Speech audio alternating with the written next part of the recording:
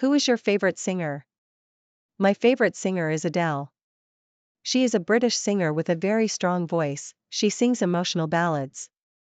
Her songs have touched the hearts of people all over the world, and she received many prizes for her talent. I admire the deepest thing about Adele, how she can express deep feelings with her songs. Adele has one of the most peculiar, striking voices in this industry, rich, full of soul, deep, and warm. It immediately captures your attention, and with every word, you can feel the emotion in which she is singing. Be it a song about heartbreak, love, or growing up, the voice of Adele makes one connect to the story being told by her.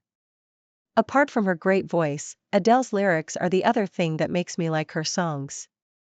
Most of her songs are personal yet relatable. For instance, her hit single, Someone Like You, talks about the pain of losing a loved one and finding the strength to move on. Many can relate to feelings she describes, and that is why her music means so much to her fans. Another factor that makes Adele so different is because of her humbleness and being down to earth. With all the fame she receives, she has not changed a bit. She remains as realistic and straightforward as she was. She isn't trying to fit into the stereotype outlooks of the music industry, which again is something that truly makes her more loved. She has this great voice, strong lyrics, and a personality that is very humble. Altogether, these combine to make her my favorite singer. The impact she has left on the music world will never fade, and her songs will keep inspiring and connecting people for generations. Where places you're going fishing? One of my favorite places to go fishing is a small lake just outside of town. The lake is lined with trees and has a very calming and serene atmosphere. I like going there because it helps me relax and reconnect with nature. I actually discovered this lake by chance a few years ago, and since then, it has been one of my regular spots when I feel like fishing. It never gets too crowded, which makes it a great place to spend some quiet time. I can sit on one of the few picnic tables and benches around the lake and just enjoy the view. Sometimes other people come fishing, but they tend to stay quiet, which adds to the tranquility. It's a clear body of water, and on a sunny day, you can literally see fish swimming near the surface. I go very early in the morning when the lake is calm. The air is fresh, and the view of the sunrise over the lake is beautiful. I prepare my fishing gear, a small cooler with drinks, and sometimes a few snacks. This allows me to sit, wait for the fish to bite, think, relax, and escape from the hustle and bustle. In conclusion, this lake is the perfect place for me to go fishing. Its surroundings are very quiet, there are different species of fish, and the atmosphere is peaceful. Every time I go fishing, I feel revitalized and more in touch with nature. It's a detail, but it's still really nice for me. Your favorite best singer? It is difficult to name the best singer, because there are so many voices in the world. For me, such a singer must have an exceptional voice and be able to share his inner world with people. This person inspires and touches souls, each individual feels understood and encouraged. I really like one singer, Whitney Houston. Her voice, her presence, and her interpretation of each song make her, for me, one of the best singers of all time. Whitney Houston had a very special voice. She could reach very high notes, but also deep and touching. Her impressive range and mastery allowed her to sing in any style, pop, soul, or gospel. Her vocal power made songs like I Will Always Love You and Greatest Love of All unforgettable. Her voice was full of emotion. When she sang, it was as if she was telling a story. But beyond her voice, it was Houston's delivery that stood out. She made every song energetic and every performance unique. She didn't just sing, she poured her heart into every word. Her ability to emotionally connect with people around the world made her one of the most beloved singers. Even years after her death, her songs continue to motivate people and leave an indelible mark. For me, a great singer is one whose voice transcends time and speaks directly to people. That's Whitney Houston for me, powerful, talented, and full of emotion in every song. She may be gone, but her music lives on, touching new generations and showing the world what a true artist is. What is your favorite food?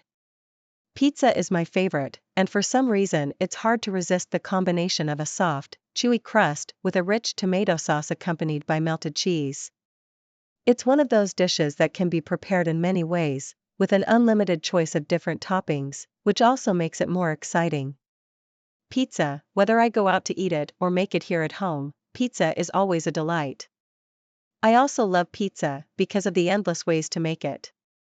With all the different types of toppings, pizza tastes different in every bite. I love the traditional toppings like pepperoni and mushrooms, but sometimes I really like to try new flavors. Sometimes I love adding vegetables like peppers and olives, other times, it's just one. And it's a lot of variety, which means I never get tired of eating pizza because every slice can be a little different. And pizza is so much better when it's shared.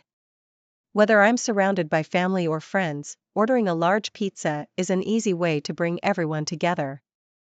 It's a pleasure to sit down, talk, and eat pizza.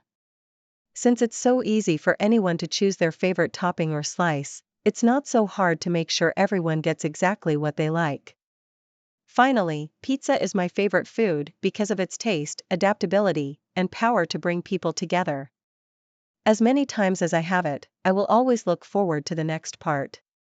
Pizza is more than just a meal, but a food that brings happiness and brings people together. So, for all these reasons, it will always remain my first choice. First flight and trip to the countryside. My first flight was so unforgettable because as I boarded, I felt both excited and nervous. Having never flown before, even every little detail of the journey seemed so new and exciting: the hum of the engines, the view of the city shrinking below, and the feeling of being above the clouds.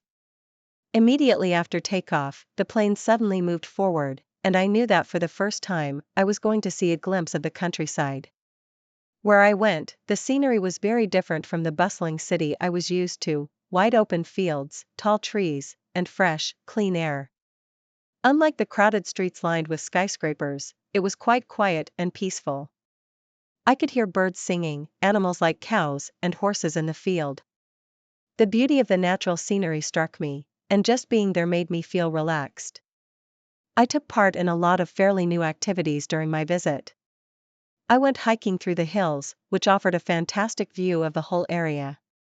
I also helped out on a small farm and learned how to milk a cow and harvest fresh vegetables from the garden. These experiences were fairly simple, but made me appreciate nature and the hardworking life in the countryside. The first flight and the visit to the countryside were truly captivating. I discovered new places, learned new things, and appreciated the tranquility and beauty of rural life. This visit really taught me to appreciate the simplicity and peace of the countryside. I hope to return one day, as it is now etched in my mind and heart, honoring both the journey and the destination. How to the traffic signal in your life. The traffic light is a very simple and powerful tool in helping to maintain order and safety on the roads. On other occasions, traffic can be viewed as a case example to illustrate how to live our lives in wisdom. Just as the traffic lights guide us to stop, slow down, or go, similar signals in life can likewise serve to make good choices, stay safe, and find balance. The red light can mean a signal to us when and where we need to stop. Just as stopping at the red light prevents accidents, taking time to stop in life protects us from mistakes. These stops are much better described by a break, pausing in thought before making a decision, or even rest when one feels tired. When we are stressed, then stopping to rest or reflect won't burn us out. The red light is a reminder that it's okay to stop and check if we're on the right path. The yellow light tells us to slow down and be cautious. Sometimes in life, we rush through tasks or make decisions so fast that errors are made. Yellow light is telling us to be very careful and pay attention. It might mean taking a step back to assess a situation or giving a second thought to making a choice. In any new project that we undertake, an even pace helps us not make mistakes and to make better decisions. The yellow light teaches us patience. Finally, the green light calls on us to go confidently forward. It is a signal to go after our goals and dreams. Often, once we have checked our path and felt ready, going forward with energy and purpose can bring success. The green light reminds us that taking action is key. Whether in taking advantage of new opportunities or following your passion, forward motion is how we grow. In the end, the traffic light can be used as a symbolic representation of life. The red, yellow, and green lights educate us on when to go, slow down, or stop. If we were to follow these lights in our personal lives, we would make better choices in decision-making, know at what moments to have more balance, and live a life full of fulfillment. Licensure process to become a driver. Getting a license is a milestone in anyone's life. Driving opens an entrance to freedom and responsibility. In most countries, the processes for getting a driver's license usually involve several steps meant to ensure that new drivers are well prepared and safe on the road. Each step will help the driver build his driving knowledge, experience, and confidence. This process can vary slightly by country or state, but most places follow similar basic steps. Passing a written test is the first step to getting a licensed driving status. Rules of the road, traffic signs, and basic safety are all covered in this test. Studying for the written test informs drivers about the laws governing driving and how to handle particular situations. Some prepare by taking courses, while other people study handbooks and online resources. After passing, the new driver can get a learner's permit. Once the driver has a learner's permit, he or she can begin the on-road driving practice. However, it has to be with a licensed adult in the car.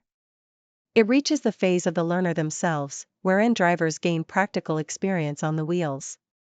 Many prefer enrolling in driving lessons through an instructor where they teach them important skills such as parking, merging, and handling various road conditions. The driver gets used to the car and learns to make quick decisions. With enough practice, the road test, also called the driving test, is next. The test determines whether or not a driver can drive safely. They need to demonstrate their ability to turn, stop, follow traffic signs, and park parallel. A state agent will give them a score for these actions. If they score high enough, they will be issued a full license. This might be a proud moment as it tends to prove that they are ready to go out and drive independently. In short, the path to getting a driver's license is both a time of trials and triumphs.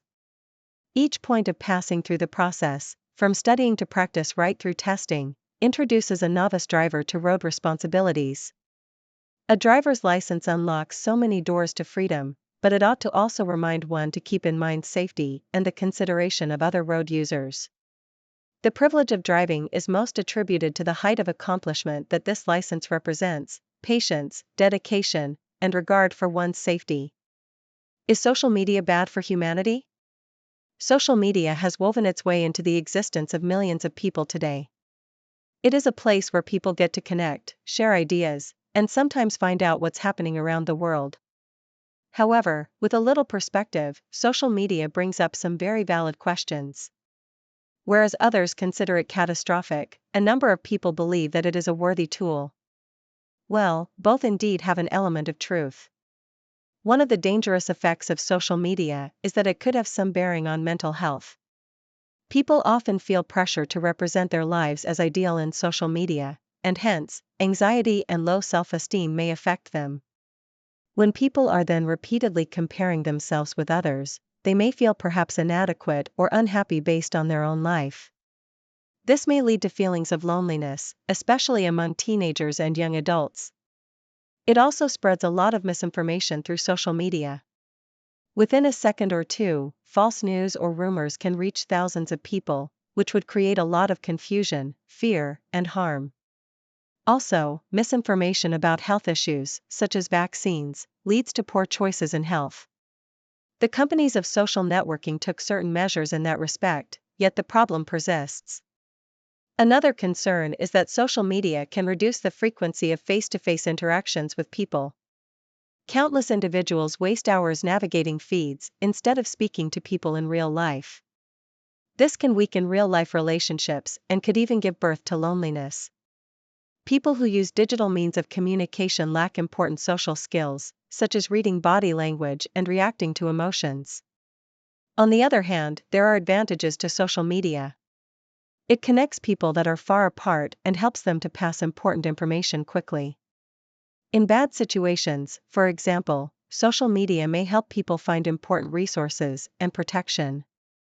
It spreads awareness about various social issues, hence, it brings positive change. Conclusion: the effects of social media on society are both positive and negative. While social media connects people and spreads information worldwide in seconds, it has the potential to damage people's mental health, lead to misinformation, and decrease real-life interaction among people.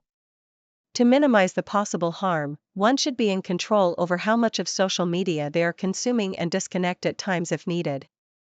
Social media is a powerful tool. Its effective use will have society benefiting from it without giving in to the negativity associated with it.